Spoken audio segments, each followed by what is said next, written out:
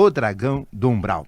E esse dragão do umbral é um assunto interessantíssimo que visa fazer com que cada um possa entender realidades que nós chamamos maiores dentro do conhecimento iniciático. E esse tema, dragão do umbral, é muito polêmico, muito discutível, e ele tem pouquíssimas referências diretas, mas tem inúmeras referências indiretas, e ele está presente sob a letra que mata e que oculta o verdadeiro sentido das palavras nos textos sagrados e em quase todos os escritos e em quase todos os textos ditos antroposóficos, teosóficos, gnósticos e herméticos. A maioria das pessoas tem muito medo de falar, tem medo de ler e até mesmo de ouvir sobre este tema chamado dragão do umbral. Mas este medo nada mais é do que uma perturbação resultante de uma ideia, de um perigo real, de um perigo até mesmo aparente, ou ainda da presença de alguma coisa estranha, de alguma coisa perigosa ao nosso lado.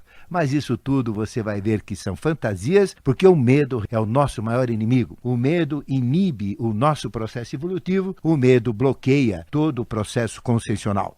E o medo está ligado totalmente à ignorância do real. Por que nós temos medo? Porque nós não conhecemos a realidade e não temos sabedoria daquilo que está se manifestando ou acontecendo.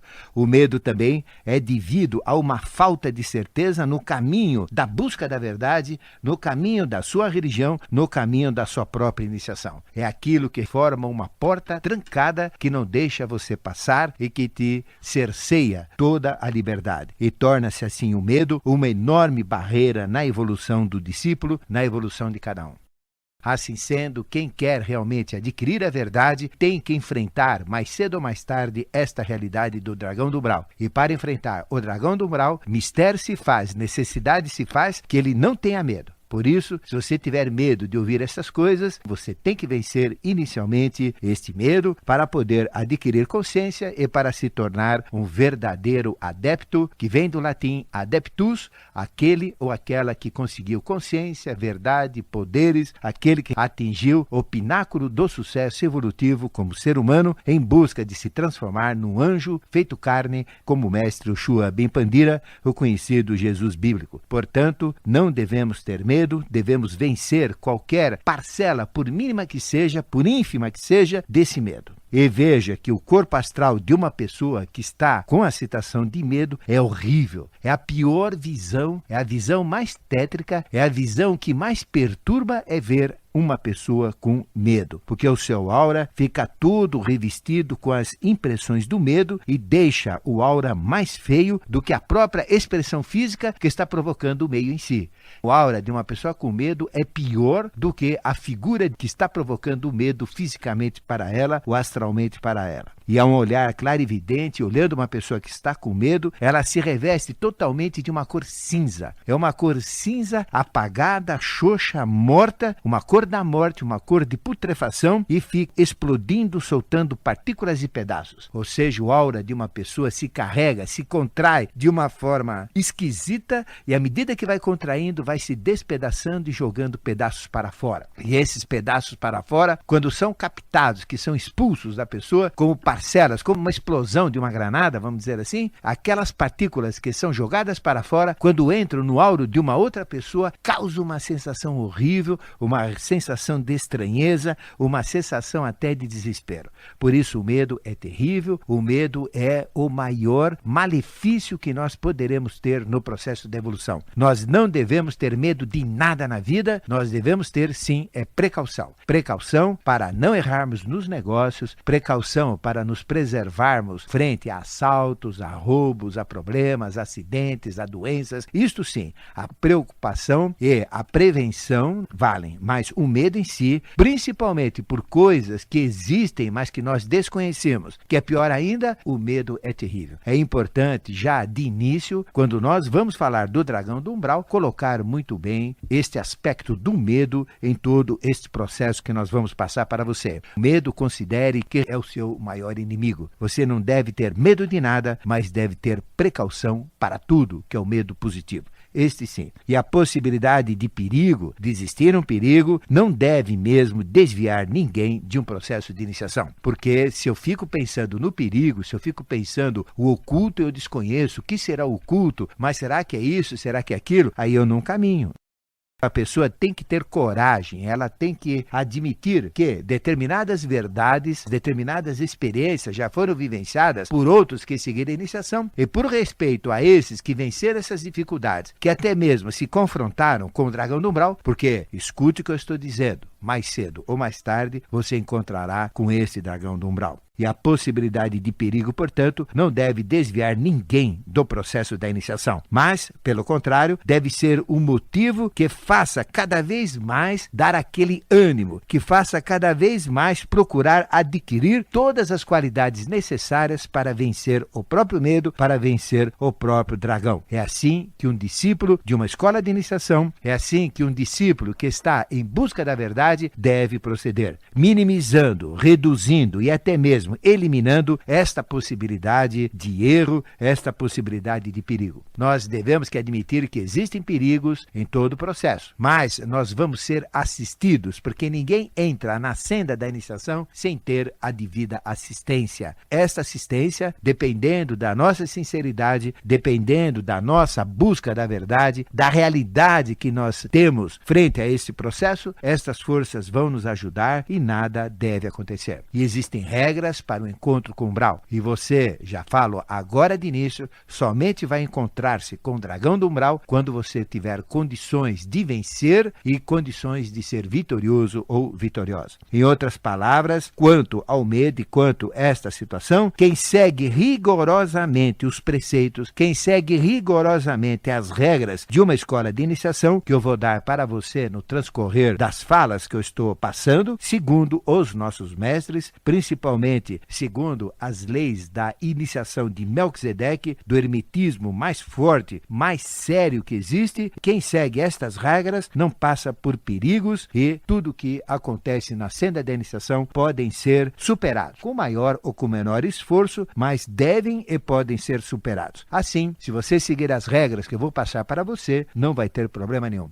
Mas se você usar de práticas ilícitas, se você usar de fórmulas mágicas para entrar diretamente em contato físico com o umbral, você vai entrar, como se diz na gíria, popularmente, você vai entrar pelo cano. Por isso que a gente não deve seguir nenhuma fórmula desse ou daquele, desse livro ou daquele livro, mas seguir um processo normal, natural, e tudo vai acontecer ao seu devido tempo, e aí seremos com certeza vitoriosos. E o nosso objetivo aqui, através desta passagem desse conhecimento, é fazer uma abordagem direta a este tema dragão do umbral e tornar o dragão do umbral mais compreensível, mais entendível e também mais facilitado para ser confrontado, pois o encontro com seu umbral vai ser a maior e a mais importante experiência que você vai passar em toda a sua vida. É uma experiência única, experiência ímpar, onde você vai sair da condição humana e entrar numa condição deífica, numa condição superior. E percorrendo o caminho, percorrendo a senda, subindo os degraus que ascendem aos mundos superiores e aos planos mais sutis, através de uma espiritualidade forte, através dos conhecimentos da teosofia. Estas são as regras iniciais que eu gostaria de passar para você, para entender tudo que eu vou passar daqui para frente, falando do umbral.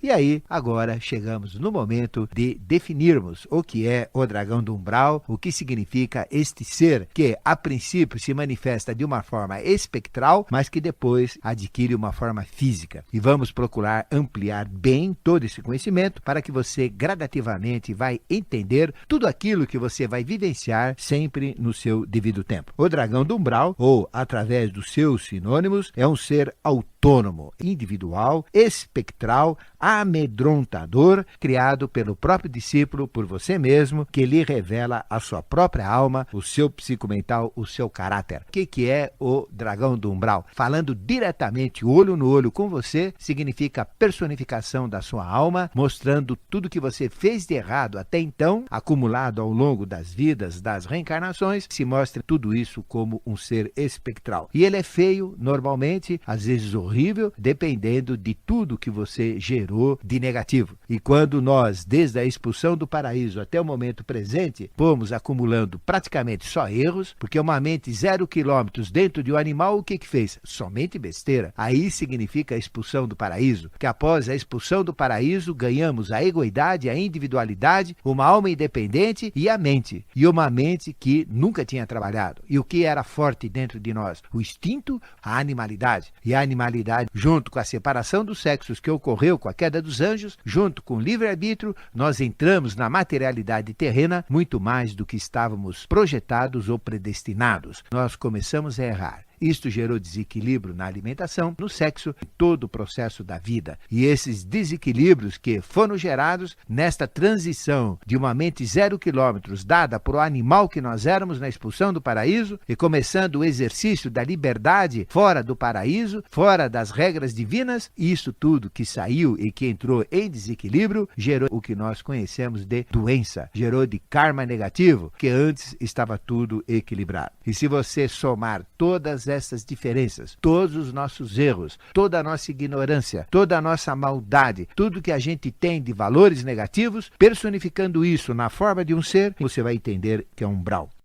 Ele representa a personificação do conjunto de ações ligadas à nossa vontade, aos nossos pensamentos e aos nossos sentimentos e às nossas emoções. É um ser espectral, amedrontador, que representa a própria alma, o próprio psíquico, o próprio caráter de uma forma geral, a própria personalidade revestida de pensamentos e sentimentos do discípulo. E como predominam sempre os negativos, ele é feio. Mas se você inverter, transformar, começar a ter bons sentimentos, cada vez, dia a dia, a cada dia serem melhores pensamentos, ações também, ele vai mudando, vai deixando de ser feio e esta mutação vai permitir afirmar que não existem dois dragões do umbral iguais, porque não existem duas almas iguais. Cada um tem o seu ser espectral, por isso que ele é individual, pessoal. Ele representa o dragão do umbral, a personificação de todas as ações, de todos os sentimentos, de todos os pensamentos, de todas as emoções, na forma de um ser.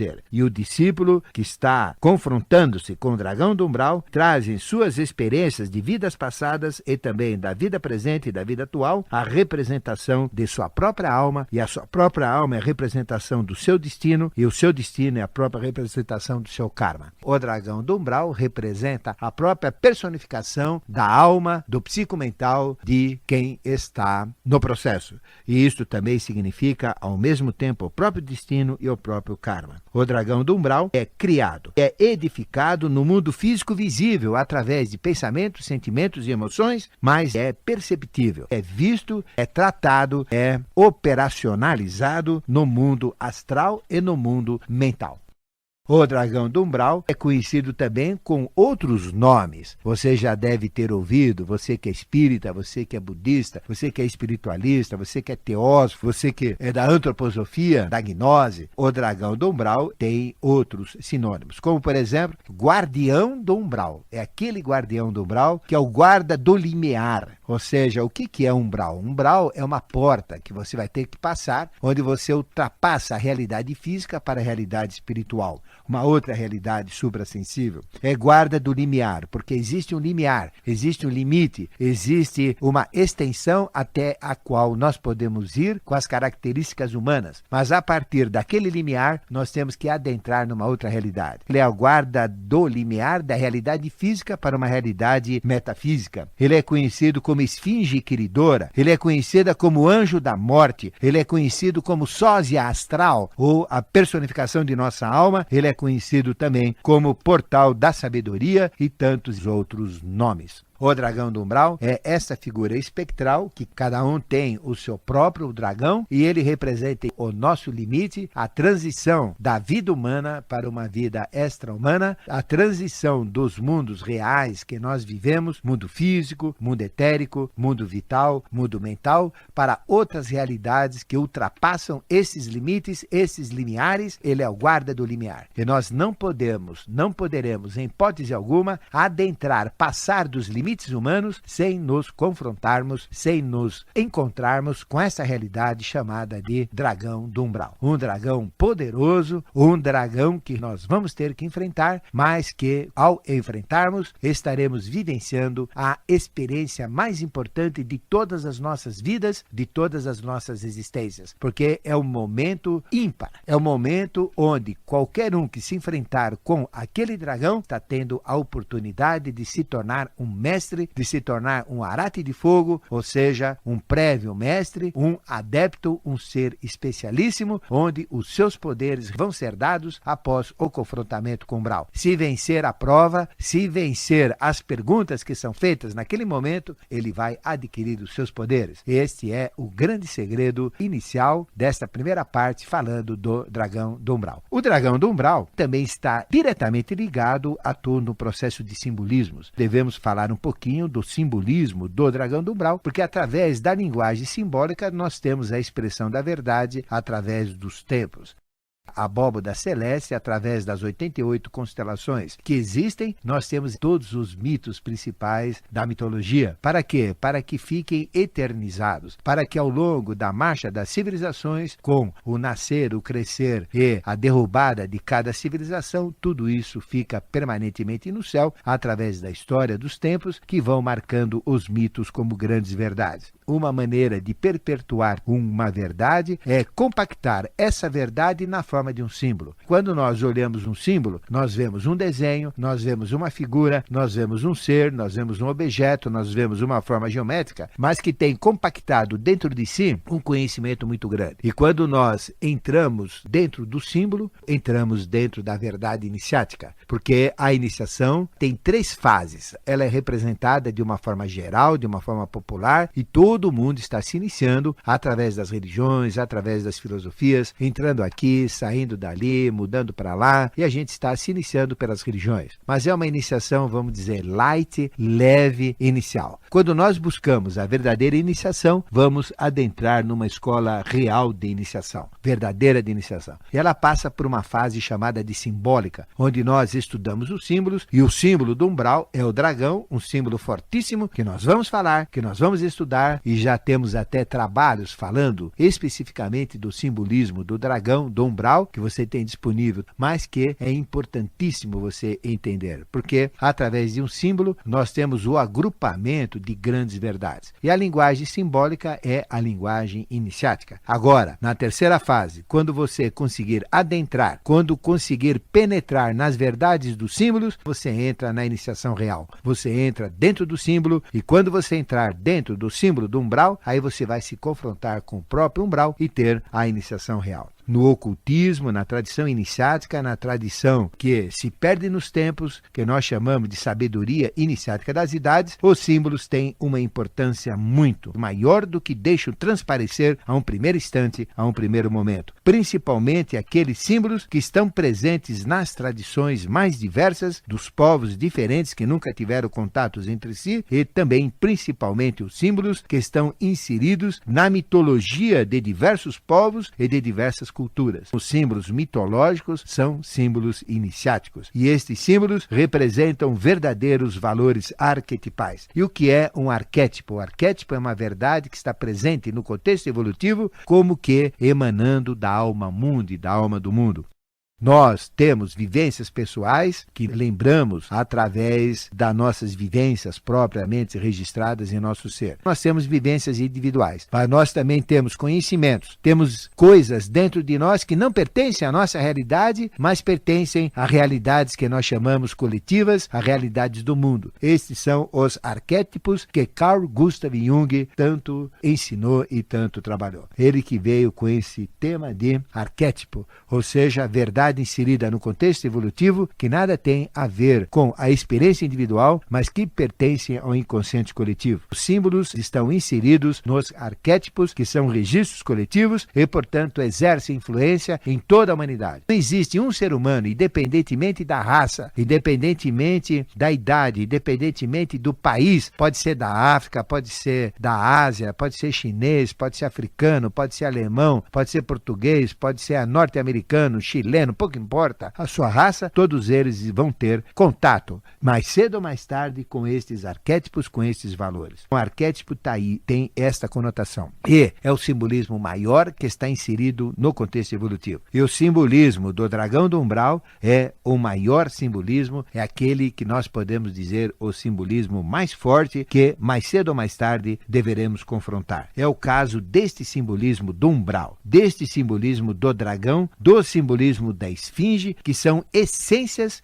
daquilo que nós falamos do dragão do umbral, que nós estamos agora discutindo com você e passando para você. E a linguagem simbólica é uma linguagem superior, é uma linguagem divina, é uma linguagem iniciática, e o discípulo, ao decifrar um símbolo, ele depara com toda uma sequência de conhecimentos, de verdades, que intuitivamente lhe vem à consciência. E a intuição, vale dizer, é um conhecimento verdadeiro, exato, preciso, imutável, que vem do espiritual para o material. Então, o que vem para você vai ser sabedoria pura, sabedoria verdadeira, que nós chamamos de consciência, conduzindo você à verdade, a confrontar-se com a verdade. E quando nós batemos com a verdade, sequer temos dúvida, porque a verdade mata a dúvida, senão ela não é verdade. E este símbolo que nós falamos do umbral expressa todo o conhecimento, toda uma verdade. O próprio Kung Fu Tse, que nós chamamos de Confúcio, já dizia que um desenho, ou seja, um símbolo, vale mais do que 1000 palavras juntas. E olhando simplesmente o símbolo do umbral, o dragão do umbral, você terá todo um conhecimento verdadeiro, e é disso que nós vamos falar.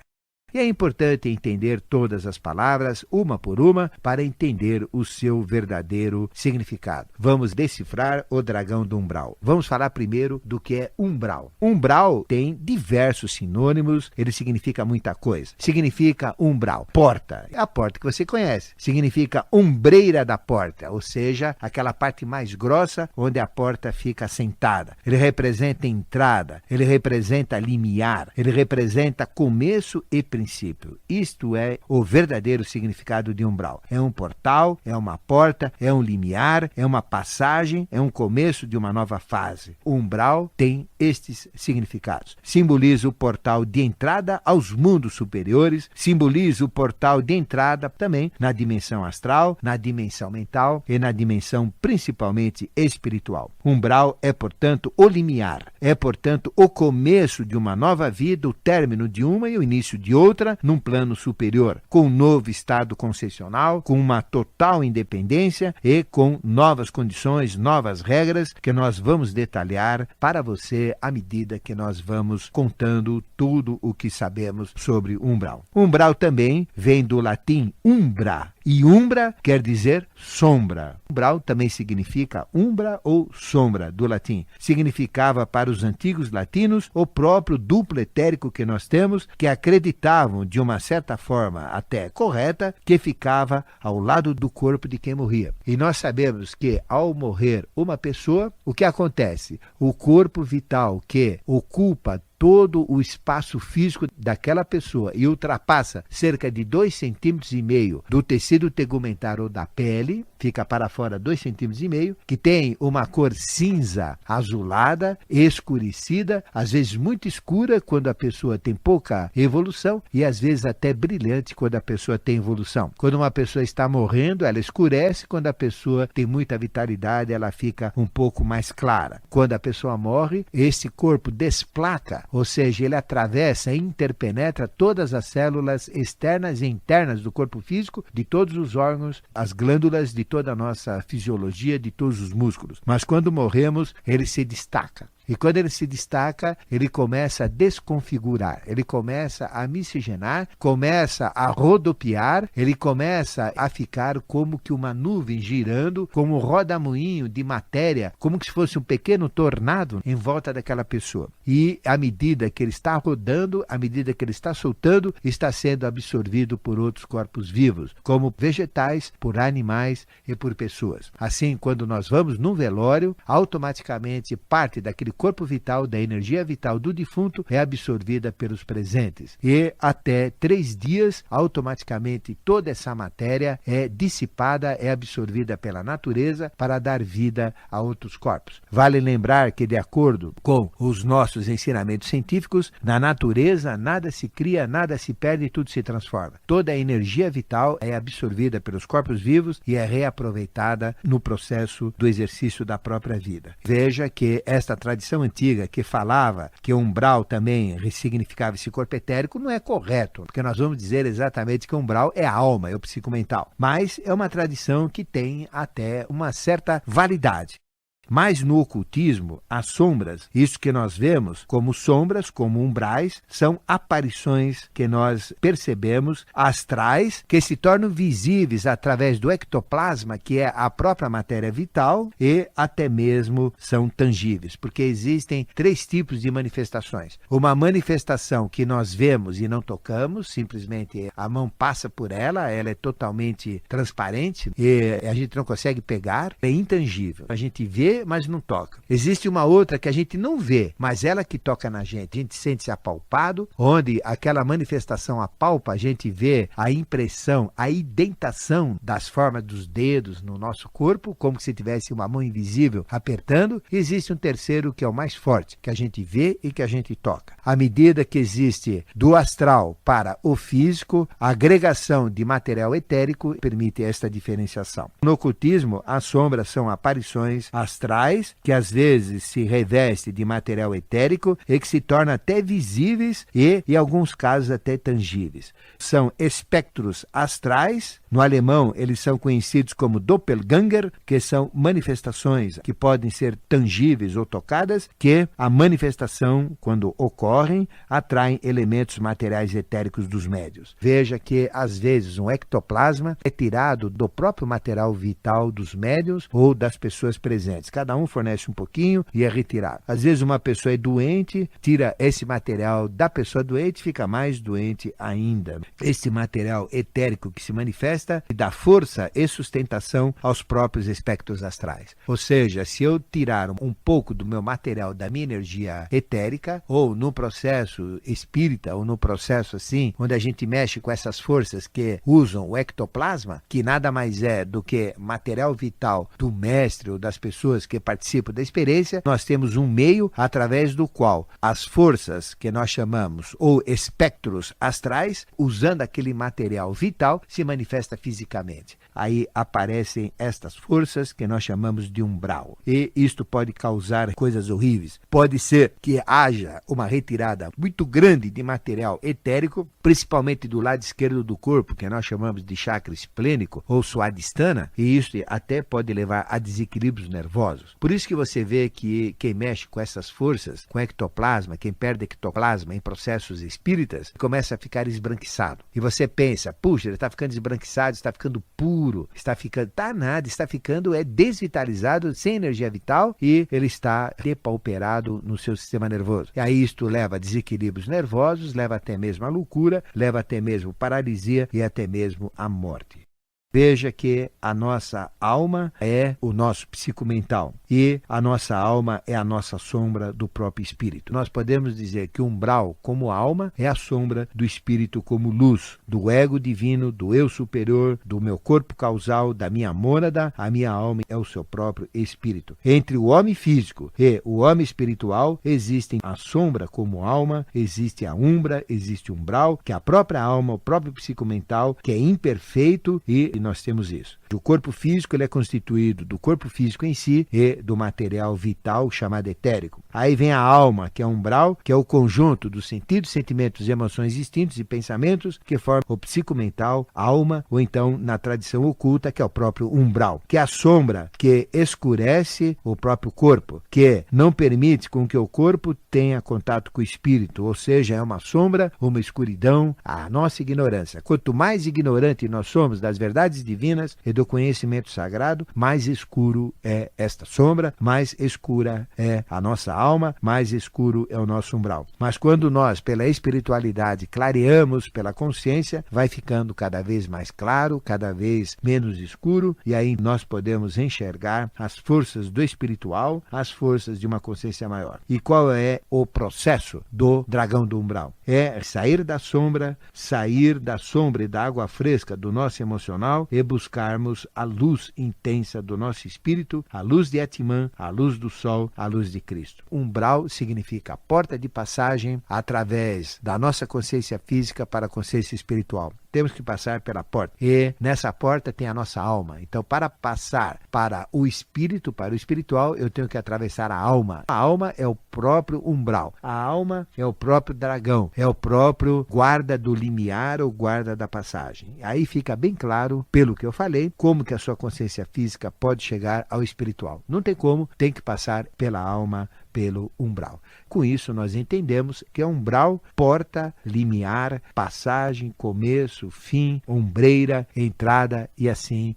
Vamos explicar agora o que é o dragão. Nós falamos do umbral, vamos falar agora do dragão. Este nome dragão vem do grego dracon e também do latim dracone. E o dragão pertence, portanto, a uma grande família chamada dos monstros míticos ou dos mitos. E mito significa oculto, ocultismo. São monstros do ocultismo ou monstros míticos, que segundo a teosofia Teo de Deus, Sofia de Sabedoria, é um monstro real. É um monstro que existiu numa época chamada antediluviana e é um monstro extinto. Nós já tivemos seres similares ao dragão no contexto evolutivo. E se nós olharmos os dinossauros, determinados tipos de dinossauros, lembro muito esta fase desses dragões reais que existiam no contexto evolutivo. O dragão, também é conhecido como dragoa, que é o seu feminino, é um ser fantástico, é um ser fabuloso, é um ser incrível. Tem normalmente cauda de serpente, pode ter asas, pode não ter asas, pode voar, pode andar só na terra, e ele chega a se confundir com a própria serpente, uma serpente grande de porte, tendo garras e tendo asas membranadas, ou seja, aquelas asas que têm as membranas e às vezes unhas na ponta das asas. É um ser diferente e assustador. Normalmente o dragão é escuro, é sombrio, ele é tétrico, ele é feroz, ele é violento, ele é horrível e ele solta fogo pela boca e pelas ventas. O seu hálito é pestilento, é um hálito nojento, forte e terrível que somente os seus odores acabam estonteando a pessoa, deixando totalmente perdida, como que anestesiada e drogada. Esta figura mítica do dragão tem esotericamente muitos símbolos que nós vamos passar para o seu conhecimento e a sua sabedoria.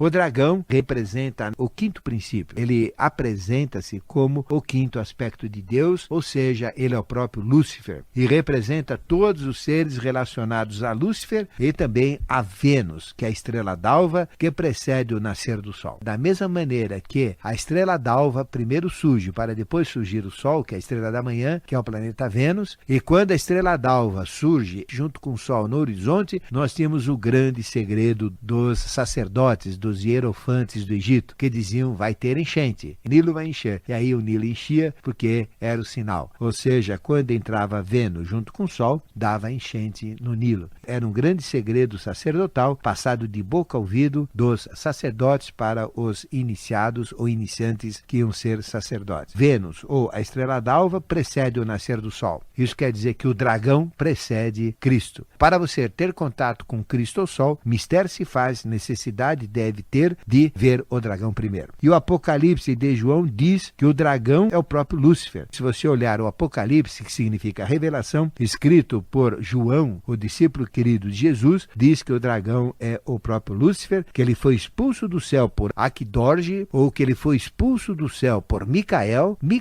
quem como Deus, e que ao cair, expulso do céu, cair na terra, arrastou através do seu rabo, com uma rabada que ele deu, um terço das estrelas estrelas rebeladas contra Deus. 1/3 é, portanto, a sua parte na razão de 5º, 6º e 7º sistema evolutivo e suas hierarquias. Na linguagem divina, que Deus se manifesta de uma forma trina, Lúcifer caiu com 333 andrógenos. Os 333 andrógenos luciféricos se polarizaram em masculinos ou machos, na época éramos animais, na época do paraíso, em 333 samaélicos, ou aspectos de Samael, e 333 lilithianos, ou aspectos de Lilith, na polarização do sexo. 333 machos, 333 fêmeos, deu o número da besta 666, o número do mal, o número do Lúcifer, o número da involução. E quem venceu e expulsou Lúcifer foi o campeão dos campeões das falanges fiéis a Deus, com o brado "Quem como Deus?", que em hebraico quer dizer Micael. Daí a origem do seu nome no episódio conhecido como Taracamaia, como Guerra dos Céus, como Queda dos Anjos, no episódio do Paraíso. Lúcifer é, portanto, conhecido na mitologia como Eos-Foros. Eos-Foros, onde o Foros quer dizer portador e Eos significa aurora. É o portador da aurora. É o anunciador do nascer do sol. Lúcifer representa o meio de transformação de tudo que é ruim, de tudo que é negativo em bom. Lúcifer é o processo de transformação do mal e bem. Todo o processo das religiões, todo o processo das iniciações, todo o processo de ganho consciencial, de ganho de consciência, são processos, portanto, luciféricos. Ou seja, processos que partem das trevas e que vão chegar à luz, que partem do mal e que vão chegar ao bem.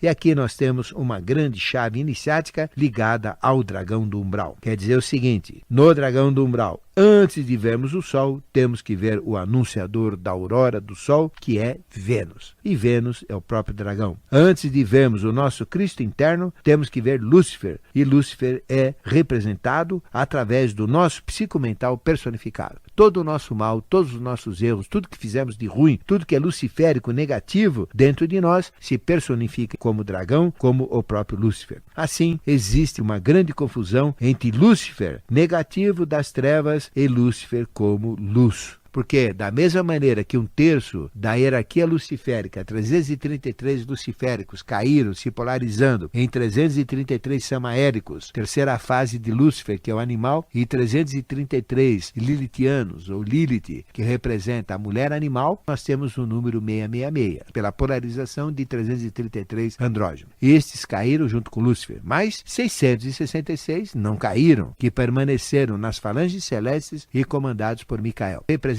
os anjos não caídos e os anjos caídos. Aí vem o número 666 da besta caída e o número 666 divino e angélico. Assim, 666 é o número do anticristo, de Lúcifer, 666 é o número de Cristo ou de luz. 666 é o número do Papa das Trevas, chamado de Papa Negro da Evolução, e 666 é o número do Papa Branco, Papa da Paz, do Bem, da Ética, da Justiça, da Moral, da Evolução. 666 é o grande choque e ele está mencionado no próprio Apocalipse.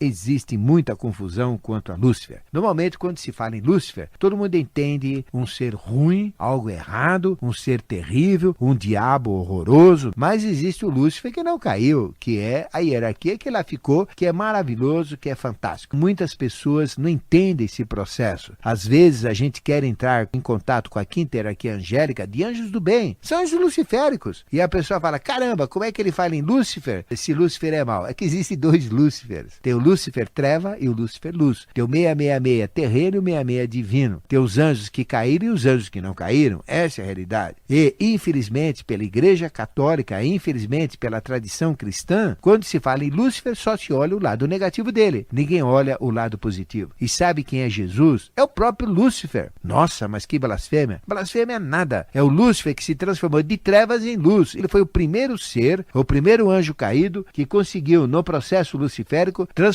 tudo que era de ruim, tudo que era de trevas, tudo que era ignorância, tudo que era Lúcifer, trevas, em Lúcifer, luz. E ele voltou então ao reino dos céus como Lúcifer redimido. E Cristo é a própria remissão, é a própria salvação, é a própria transformação de Lúcifer, trevas em Lúcifer, luz. Não existe diferença de Cristo e de Lúcifer. Lúcifer é o Lúcifer, trevas, transformado em Cristo. E Cristo é o Lúcifer, luz, que voltou ao seu reino celeste. E no Apocalipse, ele está à direita do rei do mundo, que é Melquisedeque, e aquele que segura o Câmapa, o livro da vida. E quer saber qual é a descrição de Lúcifer, desde que voltou ao reino dos céus? Leia Apocalipse 1 e você terá a descrição. Um ser de talar branco, que é uma vestimenta branca, que vai até os calcanhares, que sai uma espada de 2 gumes da boca ao invés de língua, que tem olhos vermelhos saindo luz, cabelos brancos como a neve e que tem os pés de bronze pegando fogo. Essa é a figura de Cristo ressuscitado. Duvida? Leia Apocalipse. Está em qualquer Bíblia. É só abri-la e lê-la. Apocalipse 1. Existe uma grande confusão entre Lúcifer trevas e Lúcifer luz.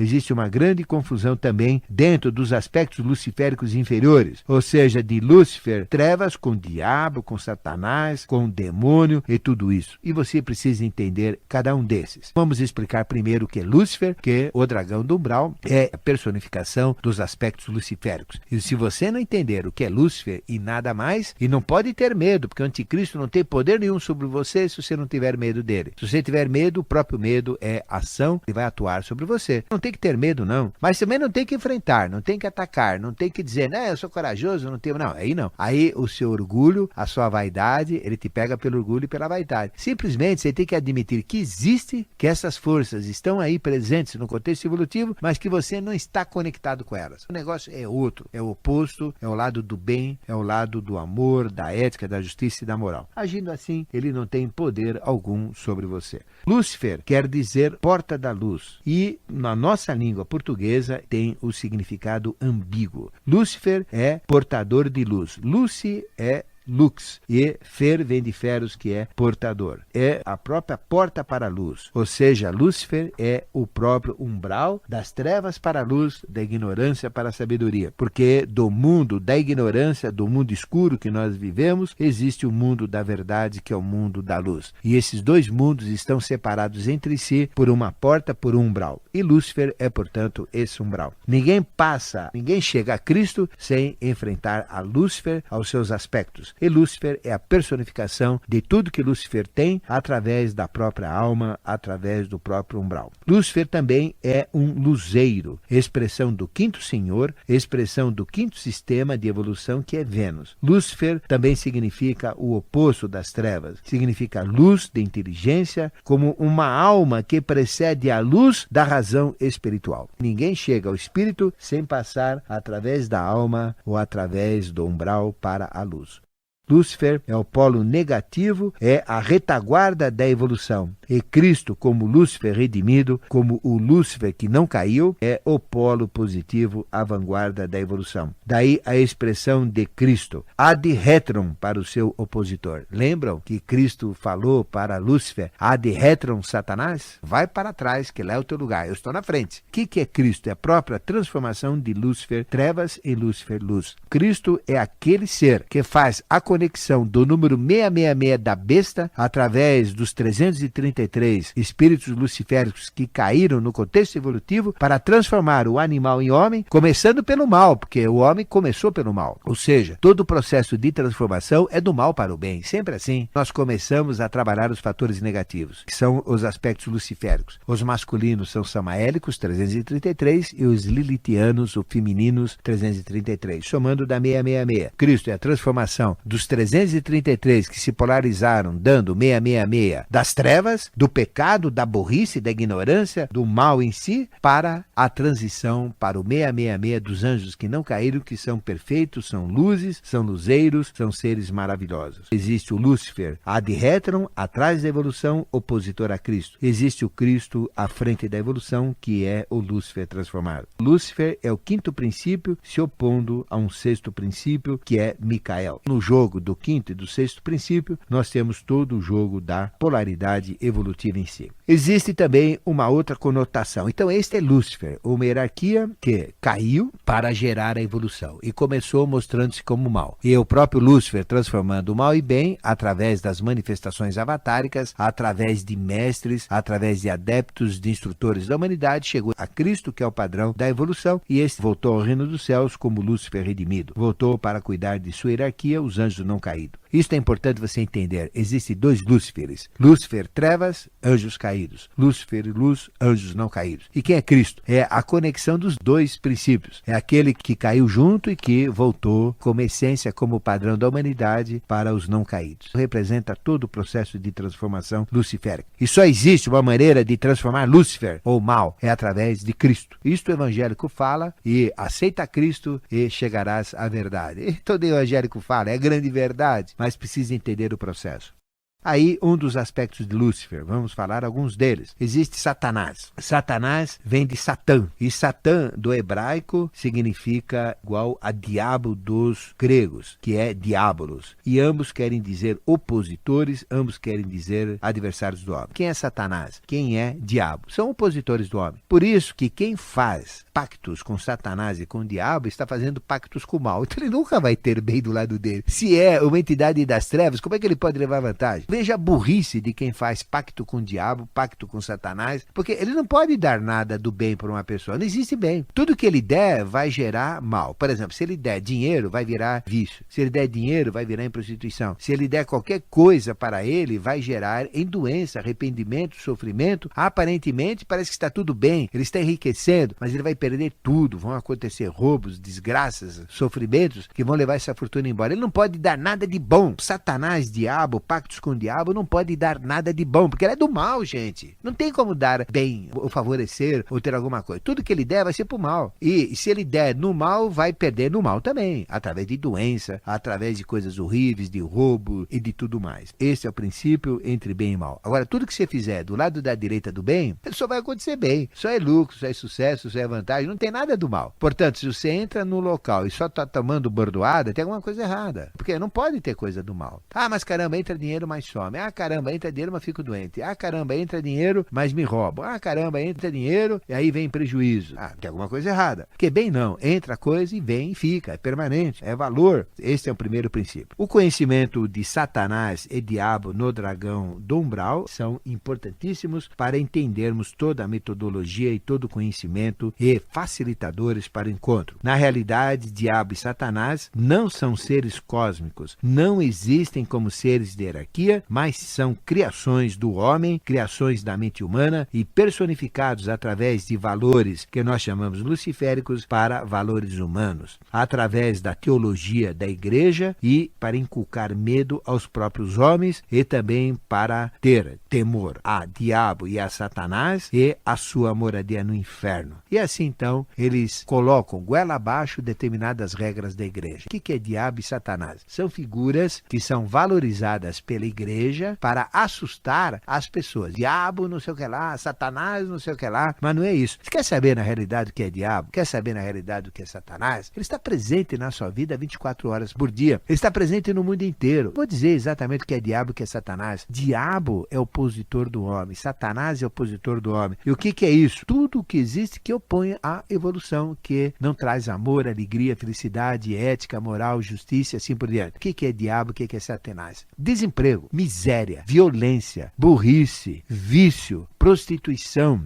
guerra. Que é o maior ativo da guerra hoje, que é o maior divulgador de diabo e de Satanás. Sabe quem é? Esses que provocam guerras mundiais, que estão aí nesses processos mundiais de guerra. Quem é o maior exportador de diabos e de Satanás? São as grandes potências. É duro ouvir isso? Não é duro não, é a realidade. Satanás é fome, é miséria, é desemprego, é ignorância, é doença, é sofrimento, é burrice. Tudo que você quiser. O que é uma prisão onde estão os nossos irmãos presidiários que estão atrasados na evolução ou que falharam no processo evolutivo? Eles estão presos por quê? Por causa dos diabos.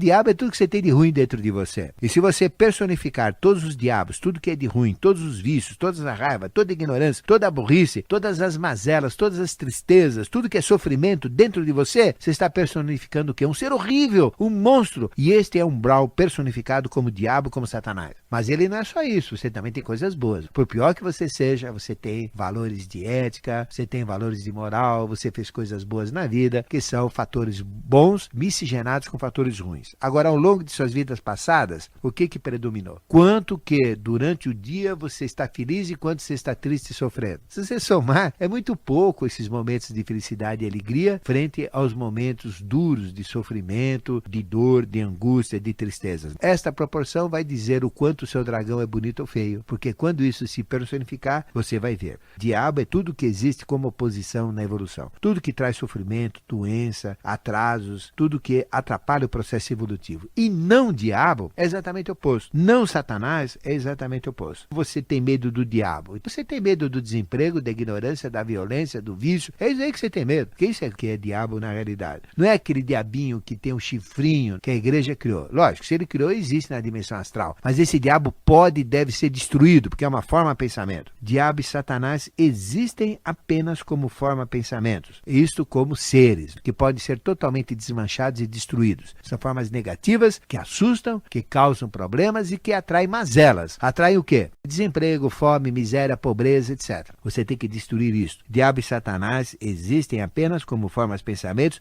não são formas hierárquicas. As formas hierárquicas, os seres de hierarquia, são espíritos luciféricos ou manifestações luciféricas. Mas diabo e Satanás são egrégoras, são formas de pensamentos fortes e potencializadas pelo medo. Quanto mais medo eles provocam, mais eles ficam fortalecidos, que são contrárias ao espírito divino, a Deus, ao bem, ao belo, à ética, à justiça, à moral, que tudo isso é não diabo. E diabo e Satanás têm, portanto, vida própria no próprio plano astral e também no plano mental, como seres que assustam, como espécies de egrégoras do mal, como formas de anticristo. Mas não são anticristo e não são Lúcifer, mas são expressões ou formas, pensamentos deles. Satanás e diabo são, portanto, problemas que o homem tem, que os criou por atraso evolutivo. São problemas que existem, que permitem entender, pelos próprios problemas, o jogo cósmico do quinto senhor, que é Lúcifer, do quinto luzeiro, do quinto planetário e da sua verdadeira hierarquia, chamada de Asuras, e que provocaram todo o processo evolutivo, o início do processo evolutivo. Na realidade, Asuras são hierarquias angélicas. Agnisvatas, Asuras, Barixades e Jivas são hierarquias, são seres de hierarquia. Já agora, Satanás e diabo não. São egrégoras, são condições, eles se expressam através das mazelas humanas, como fome, miséria, desemprego e tudo isso que eu falei, doença e etc. É importante você entender o que é diabo. O que você tem que fazer com o diabo? O que você tem que fazer com Satanás? Ter medo?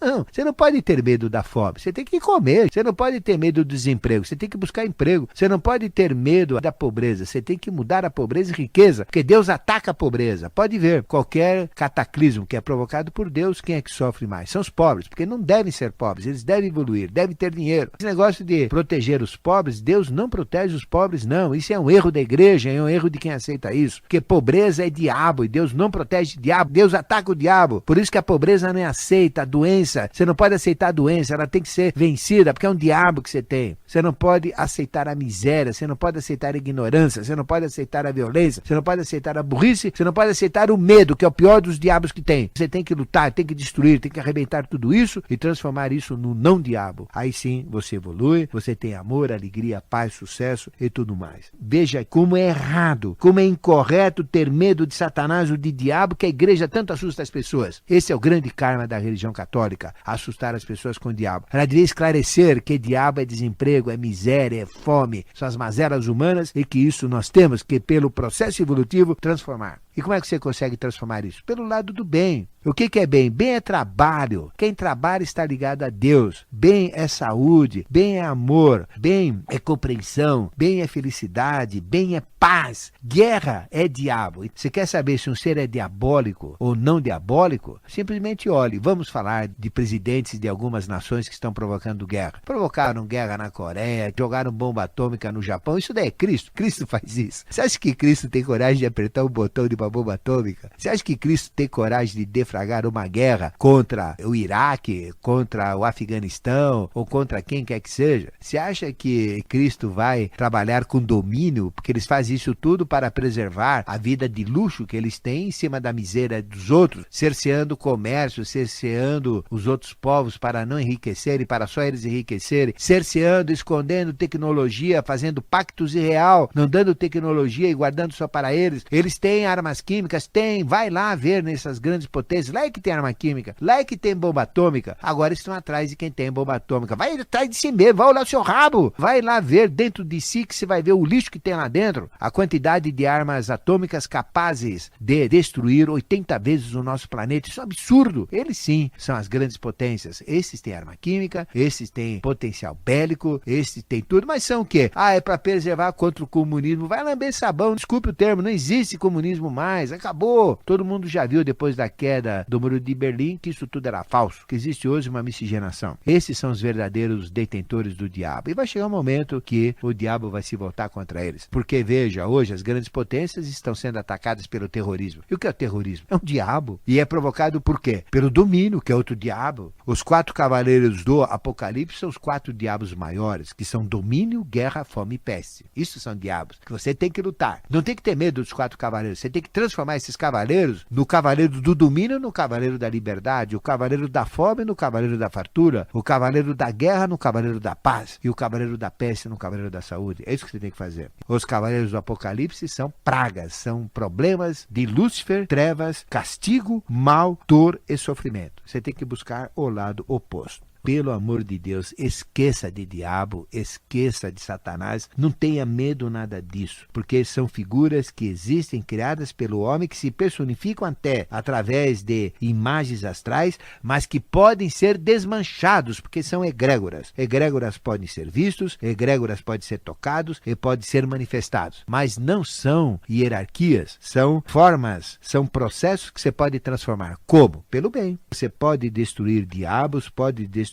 miséria, pode destruir pobreza. Você não pode acabar com a pobreza? Ou acha que é impossível acabar com a pobreza? É impossível acabar com a doença? Não. É impossível acabar com a fome, com a peste, com qualquer coisa negativa? Não. Isso é diabo, então nós podemos e devemos lutar para tirar o diabo do Brasil. O diabo do Brasil maior é a corrupção, é o desemprego, a miséria, a pobreza e a ignorância. Esses são os diabos nacionais que a nossa bandeira, com ordem e progresso, deve desmanchar, deve destruir e deve acabar com isso. Um brasileiro só pode ser feliz quando aqui não tiver mais desemprego, quando não tiver mais fome, quando não tiver mais essas cadeias cheias desses diabos que são provocados por um diabo maior que sustenta e que não deixa o nosso país crescer. Onde já se viu crescer 4,5% ao ano? É um absurdo! Fundo Monetário Nacional é fundo monetário do diabo. Essa é a verdade. Quando o dinheiro não é bem dominado, é o diabo que não é bem dominado, não é bem transformado. Nós temos que ter liberdade, temos que crescer. E o Brasil, queira ou não queira, vai expulsar esses diabos, vai dar um pé neles e voltar para os seus criadores. E o Brasil vai ser o líder do 3º milênio, porque está escrito por determinação de lei. Satanás, o diabo, são formas criadas pelo homem que atormentam a sua própria alma, mas que devem ser desfeitas pelas nossas capacidades mentais, pela nossa coragem, enfrentando o medo, como fazem os grandes mestres da humanidade que vivem destruindo egrégoras do mal. Isso que eu queria falar sobre Satanás e diabo, que nada tem a ver com Lúcifer. Lúcifer são seres de hierarquia. Diabo e Satanás são egrégoras ou são condições do mal que nós temos que vivenciar, lutar, destruir também e transformar.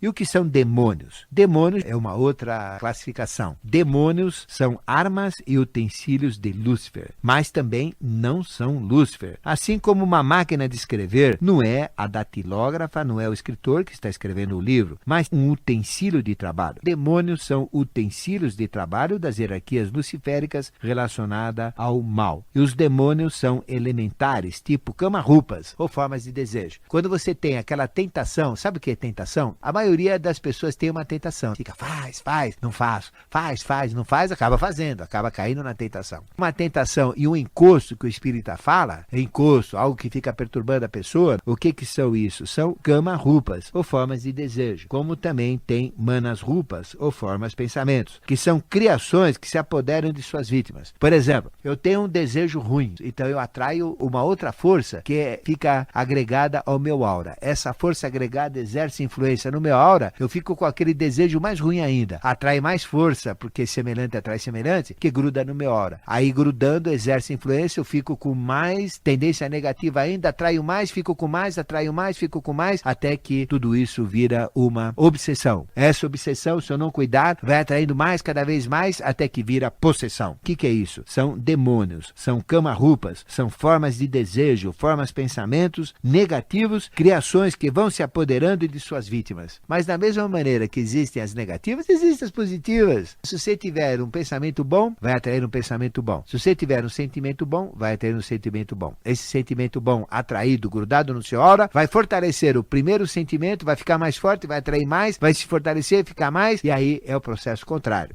Os demônios são essas formas de desejo, formas, pensamentos que ficam atormentando as pessoas, ou então que ficam insuflando paz, amor, alegria de uma forma positiva.